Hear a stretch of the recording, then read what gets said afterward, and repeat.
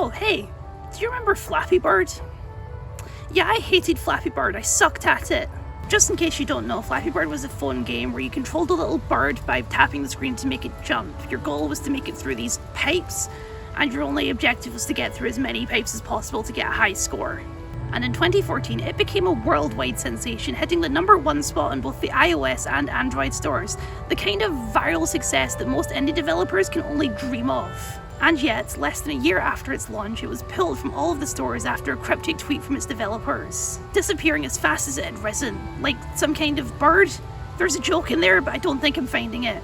And so it was. Until the year of our Lord 2024, baby, that's right, Flappy Bird is back, and it's better than ever. We are beyond bullish on Web3 gaming, and we are still in the early phase of seeing established brands crossing over. For years, players have longed to share the success of their favorite apps. This isn't just about advancing Web3 adoption by encouraging tech-curious gamers to see what all the fuss is about. It's an opportunity to bring Flappy Bird to a crypto-native audience who might have missed the app the first time around. Oh boy. Oh no. We should talk. I really don't think I can undersell just how big of a deal Flappy Bird was. I was in high school when it dropped, and everyone was playing it. The nerds, the jocks, the cool girls, the goths, the teachers, the janitor. It's estimated that by its peak, Flappy Bird had over 90 million downloads. TV News was covering a free iOS game that one guy made in a weekend. The Flappy Bird phenomenon does happen from time to time. The most recent example I can think of is Among Us, where COVID created the perfect atmosphere for an indie game to skyrocket through the charts. But it is rare, and it's certainly not something you can be prepared for, especially since most of the buzz around Flappy Bird was about how much everyone hated it. So before we get into what's happening in 2024, we should take a trip back to 2014 and talk about the world's most hated #1 game. Let's talk about Flappy Bird. Flappy Bird is one of the simplest games ever made, completely by design. If you look at its core components, it's really only got 3 moving parts. The bird, the pipes, and the score counter. The game was made by some guy named Dong Nguyen, a 28-year-old game design nerd living with his parents in Vietnam. He put the game together over a holiday weekend and put it up on the iOS store for free, hoping to maybe make a few bucks off the ad revenue. And for 5 months, the game did basically nothing. The iOS store is more controlled now, but in 2013 it was the Wild West, with hundreds of terrible cheap phone games being added every week.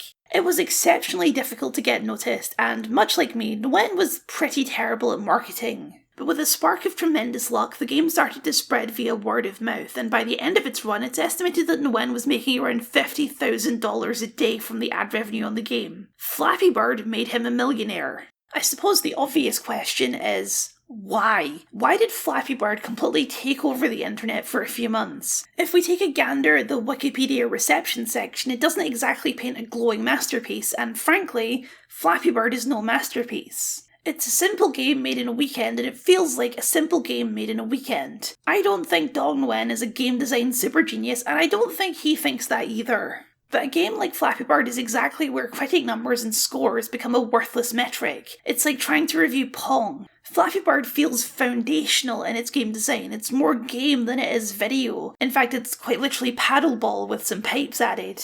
And people played it for the exact same reason. The only challenge is self-imposed. Flappy Bird's simplicity is what accidentally makes it one of the most addictive games ever made. It practically weaponizes the one more try impulse. The game is deceptively difficult. The bird's controls are very hard to master, but you can master them. You can feel it happening, and eventually you can start getting into the high numbers. Theoretically. I can, but I was never any good at paddleball either. Restarting is just a single button, so you can just keep going and going and going. You can't ever beat Flappy Bird. There is no final pipe, but you can't beat paddleball either. You just keep playing until you beat yourself. This is how arcade machines work, and they have a reason for that. It's because continuing to play requires a quarter. That's how arcade machines make money. Flappy Bird being free and on your phone simply removes the limitations of your coin purse and having to go to an arcade. If you have an addiction impulse, then Flappy Bird was like a shot of heroin that you had free access to. And people made that loud and clear.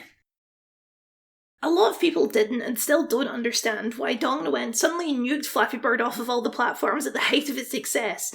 That seems like the opposite of what you're supposed to do when you have a sudden rampant success. You're supposed to cash in. Instead, he took it down and pretty much disappeared from the public eye entirely for the next decade. Why? Well, it's quite simple, really. Fame sucks. Nguyen went from being a total nobody to getting thousands of comments and emails and letters daily telling him how much they hated his game and how they were addicted to it and how much he had ruined their life personally. Were they being serious? Hopefully not, but how could he know that for sure? And that's only part one.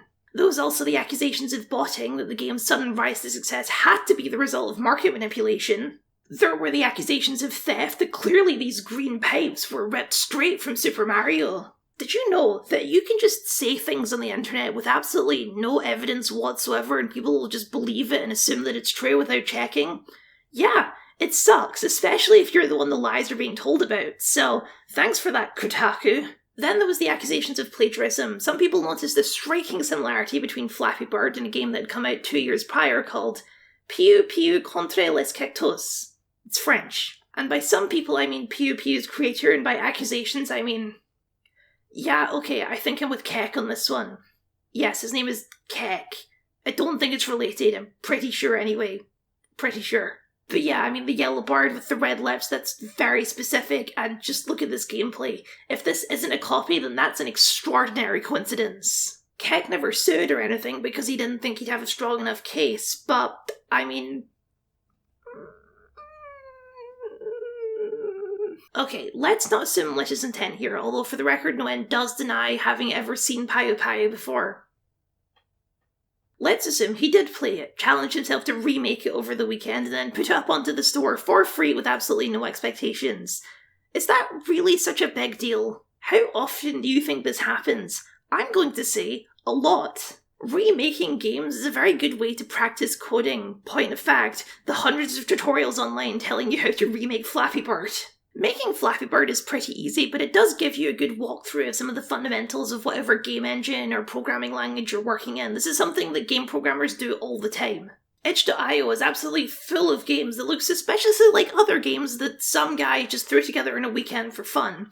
And that's not really a problem unless one of your little side projects turns out to be a global sensation. This is the position that Dong Nguyen was in. One of his little side projects that he made 5 months ago and completely forgotten about has become a global sensation, and he's now a millionaire because of it. Now he's massively hated, the subject of hundreds of conspiracy theories about how he's a fraud, and getting thousands of messages every day by people telling him that he ruined their life. I don't think it's a huge mystery why he decided to disappear forever. I can call Flappy Bird a success of mine, but it also ruins my simple life, so now I hate it. So he deleted Flappy Bird and disappeared into the ether. But Flappy Bird sure didn't, at least not at first. There was a good few months there where we were absolutely drowning in Flappy Bird knockoffs. But eventually, like all online trends, like Among Us, it eventually all died down and nobody's thought about Flappy Bird in about 9 years. Until now, because it's back, baby! So, what happened? Did Dong Nguyen have a change of heart and decide to finally revive his masterpiece? Couldn't be further from the truth. Just going to preface this bit with the disclaimer that I am not a lawyer and I suck at legalese, but I will try my best to sum this up. You're probably familiar with what a trademark is, like Coca-Cola. You cannot sell things with this name or logo because only the Coca-Cola company can do that. And trademarks pretty much last forever as long as you continue to use the trademark. However, there is such a thing in intellectual property law known as trademark abandonment. Basically, if you don't use a trademark for 3 consecutive years, then it can be considered abandoned and someone else can make a claim for it so they can use it instead. Which is exactly what happened to Flappy Bird. A company called Game Tech Holdings LLC made a claim for it, and when either didn't want to or couldn't dispute it, so they became the new legal owners of the Flappy Bird trademark. They also made a claim last year for Flappy Bird in all caps, which I think is kind of funny. Is this technically legally stealing? No. Is it morally stealing? Absolutely. If they can use loopholes, so can I. Nguyen wanted Flappy Bird gone forever. Misguided or not, he genuinely believed that the game was causing active harm in the world and decided to remove it. As the game's creator and owner, that was entirely his decision. But according to the Flappy Bird Foundation, who I guess are a subsidiary of Game Tech Holdings LLC, or just are Game Tech Holdings using a cute name, it's unclear. According to them, they are just a group of passionate fans looking to bring the game back to the Flappy Bird community. So that's probably fine, right? We even have a quote from the Flappy Bird himself on their completely useless website. Just a decade ago, I was the talk of the town and soared to new heights with my 100 million friends. Sadly, I had to leave the fame and spotlight behind to go home and find out who I really am. Thanks to my silver Flappy Bird registered trademark fans, I'm refreshed, reinvigorated, and ready to soar again. The decade-long mission involved acquiring legal rights and even working with my predecessor to uncage me and rehatch the official Flappy Bird registered trademark game. Why would you mention the rights dispute on the website? You know what? Doesn't matter. Flapsworth B. Bird is on board, so let's have a look at the new, refreshed, reinvigorated Flappy Bird. Alright, we're flapping along here, so far so good. Oh, there appears to be some sort of collectible, some kind of currency, and... oh no, that's a loot box. A loot box with multiple currencies in it, which I can double if I watch an ad for an obvious crypto scam. Oh, and hey, that's an energy meter, and oh, that's an entire tab telling me to invest in Flapcoin. And there's an idle Flappy Bird generating passive flaps for me, and oh my god, this is so much worse than I thought it was going to be. Okay, so I guess refreshed and reinvigorated means turning the game to a monetized hellscape nightmare. A game that was originally taken down because its original creator was worried about its addictive qualities is now actively exploiting those addictive qualities for money. I think the best word for that is evil? Yeah, okay, so I'm not convinced that the Flappy Bird Foundation actually has the best interests of its players at heart. Shall we dig a little deeper? Information about the Flappy Bird Foundation is actually quite difficult to find. Information like, who are they? Where did they get their funding? Is it a scam? Probably, but I'm not willing to say that quite yet. The spearhead of the foundation appears to be a guy called Michael Roberts, seen here in this very normal picture with his wife and son, which he refers to as the Nut family. Don't worry, it's actually weirder than you think. It's a reference to his NFT project, D's NFTs, where he used to go by the online alias of Papa Nut with his own personal company, 1208 Productions. Their website just plays some kind of bizarre D's NFTs animation with no context, but if we just click back a few months on the old Wayback Machine, we can see what used to be there. 1208 Productions is pioneering Web3. Okay, good start. Oh my goodness, that's Jordan Belfort, aka the real-life Wolf of Wall Street. Now there's a guy I'm sure would never participate in a financial scam. I can't imagine why Michael scrubbed all this stuff off his website. Not that I don't think it's awesome to present yourself online as a wrinkly hairy testicle wearing 3D glasses, but I'm guessing that for some reason in the last few months he's decided to present himself in a more professional manner. Okay, so Michael Roberts is an absolutely classic crypto bro, the kind of guy who writes paragraphs about how his ballsack joke is revolutionising the way that we interact with the world. Actually, let's just quickly check up on that and... lingo down. Maybe he is genuinely a fan of Flappy Bird. I have my doubts, but I can't prove he isn't. But I think his intentions with Flappy Bird were made clear with this tweet he made back in February.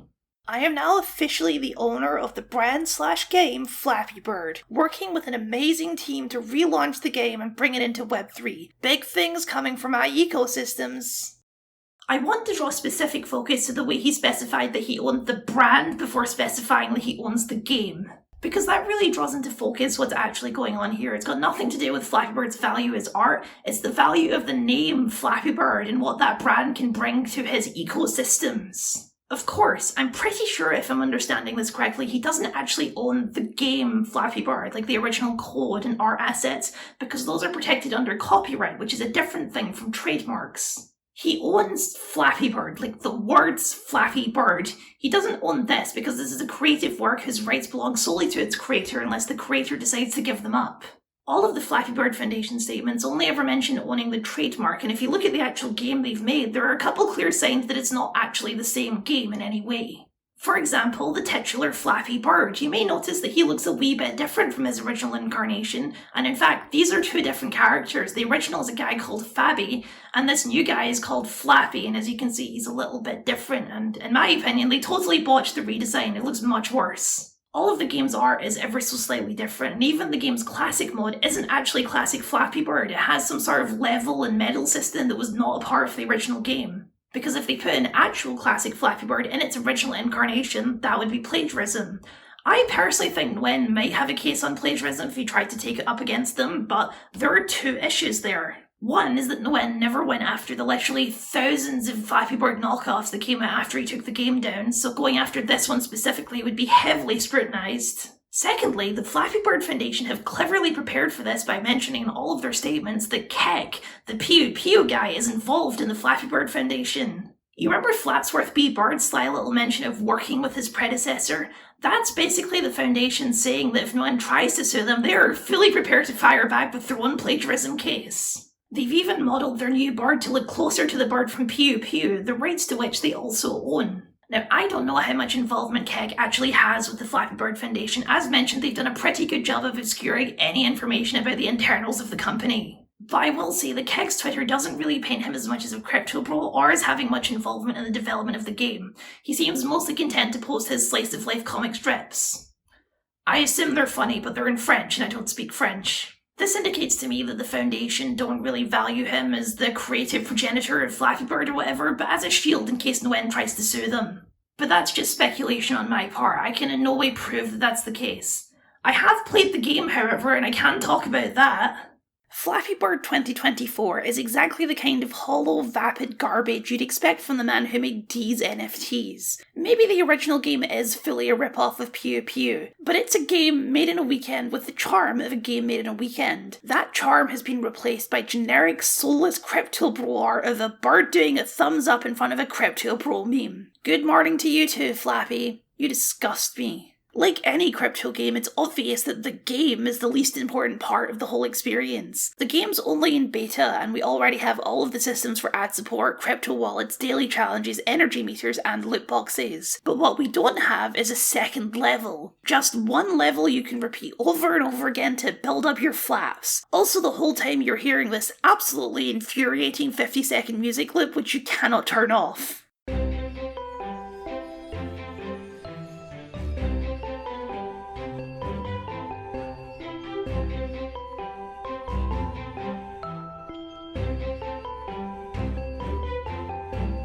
I think this is the same music they play in Guantanamo. Now, currently the game is entirely free. There is no way to give it your money, but that's only a matter of time. For one thing, microtransactions have already been confirmed. There is a store tab, it's just grayed out right now. But the microtransactions are really not as big a deal as the Flap tokens, which are promised to be airdropped any day now. An airdrop in this context is pretty much giving a bunch of people free Flap coins to kickstart the economy, and unsurprisingly, this is what the vast majority of the game's new fans actually care about. Because as with any play-to-earn game, Flap-to-earn game, these people aren't here to play, they're here to make money. The developers have promised a whole host of new game modes and features and a multiplayer component, but for some reason they prioritised a tie-in event with a cryptocurrency instead of, once again, a second level. The incentive here isn't to have fun, it's to be an early investor. Get in on the ground level so that when the value of Flapcoin rises to the moon, you can cash out. We can only hope that's not the developer's primary goal as well, but, well, that wouldn't exactly be uncommon for a crypto project.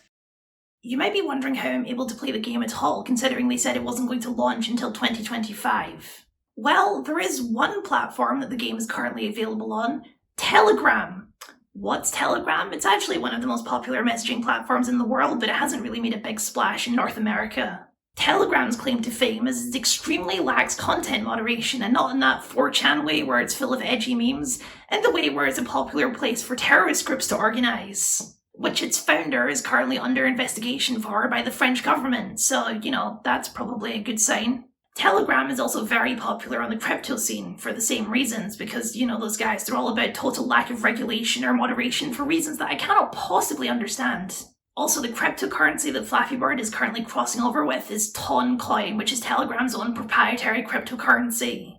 They announced that the game will be available on iOS and Android in 2025, but will it though? Our friend Papanut is chatting up a storm about Telegram's potential as a gaming platform, and I'm sure it has nothing to do with its lack of moderation. Unlike the extremely strict Apple guidelines that would prevent, for example, giving away cryptocurrency as a reward for following you on Twitter, or airdrops. Don't get me wrong, I'm sure they want to put the game on iOS and Android, based on all of their behaviour so far and their very cagey attitude to mentioning anything as crypto outside of crypto spaces. I think it's pretty clear that they want this to have general market appeal. They want Flappy Bird to be a gateway into the crypto space for casual players. That's why Papa Nut has erased all of his obvious nuts off the internet, or why the IGN trailer doesn't mention anything about Web3 or crypto despite it being all that Michael Roberts actually wants to talk about. Why they're hammering hard on memes and nostalgia on their Twitter account and keeping all of the crypto stuff as subtle as they can possibly manage, which frankly isn't very well. They want a large influx of players with little to no understanding of the crypto space or how cryptocurrency works to start playing their game for some reason. I don't know. Their motives could be completely innocent. I'm kidding, it's probably a scam. Please do not give these people any of your money. This is absolutely financial advice. That was weird. Crypto bros are silly, in case that wasn't clear from the D's nuts things. I mean, really, they're screwed. We are 10 years too late for a revival of Flappy Bird. Flappy Bird didn't just die, it was beaten to death. Nobody's excited for a grand revival of Flappy Bird because Flappy Bird never truly left us. I played an indie game this year that had Flappy Bird in it just as a fun Easter egg. And crypto bros do this all the time. A lot of the early NFT buzz was centered around decade-old memes because these people don't value art for art's sake. They value recognizable thing as potential way to make money. I cannot and will not pretend that Flappy Bird was this great historical artifact that they've tainted forever. It kinda sucked, and I didn't like it very much. And as a game preservationist at heart, I don't think I can agree with Dog Nguyen's decision to nuke it from the internet forever. But dang it, as the creator he made that choice. And it sucks that his fun little project from a decade ago has been revived in this horrific zombie form by greed-driven ballsack men. And there's nothing we can really do about that. Dong Nguyen has already done the one thing he can do, leave his decade-long exile from the internet to disavow it. The bird flew from the nest and joined a weird cult. It happens sometimes. So I guess the moral of the story is, fuck Flappy Bird, but for real this time, not just because it's frustrating. Thank you for watching, and a very special thank you to my wonderful patrons for your continued support. If you'd like to see your name up here, or just support the things that I do, then please consider signing up. It would mean a lot to me. As well as a like, comment, share, subscribe, and ring the bell, baby. If you enjoyed this video, then you'll probably enjoy this video about NFT games that I made a while ago. Or for something different, here's a video about a cat. It's just a cat. Nothing suspicious about this cat. Or is there? Oh, I bet you're curious now. Curious like a cat. Go on, click it. Go on, do it. Go on, click it. Go on.